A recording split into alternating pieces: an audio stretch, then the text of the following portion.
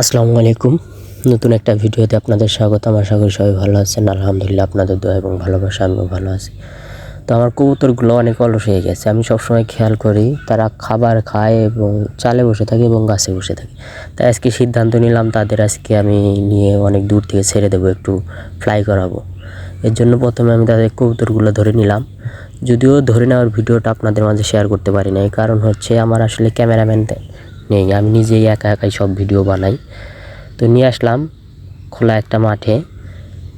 তো নিয়ে এসে এখন আমি মুক্ত করে দেব, যেহেতু অনেক দিন হলো ওরে না এবং সবসময় এরা খাবার খায় এবং বাড়িতেই থাকে।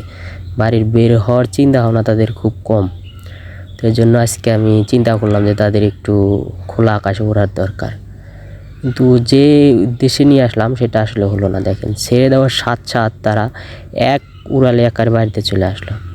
এবং দেখেন মাশাআল্লাহ, এটা হচ্ছে আমার কবুতরের বাচ্চা। দেখেন, আমি কিছুদিন আগে হয়তো এটার ভিডিও দিয়েছিলাম, তখন আরও ছোট ছিল, তখন 2-1 দিন হলো ফুটেছে। দেখেন এখন কিন্তু অলরেডি অনেক বড় হয়ে গিয়েছে মাশাআল্লাহ। এবং কবুতরের বাচ্চার কালারটা কিন্তু অনেক সুন্দর হবে। আসলে এত তাড়াতাড়ি বড় হওয়ার কারণ হচ্ছে আমি ভালো মানের খাবারটা খাওয়াই, এজন্য হচ্ছে আমার কবুতরের বাচ্চাগুলো খুব দ্রুত বড় হয়।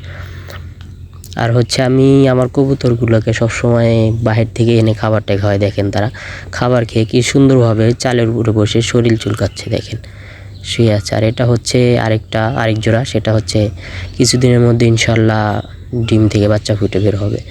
আর এগুলো হচ্ছে আমার টাইগার মুরগি। দেখেন মাশাআল্লাহ, আজকে সকালে হঠাৎ খেয়াল করি, মানে শুনলাম ঘুমে, তখন আমি ঘুম থেকে উঠিনি, দেখি যে আমার একটা মোরগ এর ভিতর থেকে ডাকতেছে।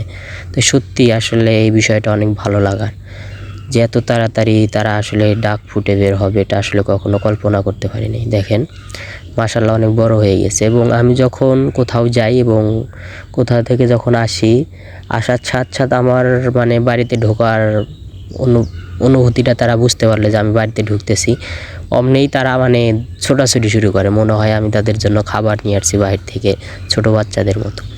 আসলে এটা হচ্ছে তাদের ভালোবাসা আমার প্রতি, কারণ সব সময় তাদের আমি যত্ন নেই এবং তাদের আশেপাশে থাকি এবং তাদের খাবার খাই। দেখেন তারা এতটুক সাহসী, দেখেন আমার হাত থেকে খাবার খেতেও তারা কিন্তু ভয় পাচ্ছে না।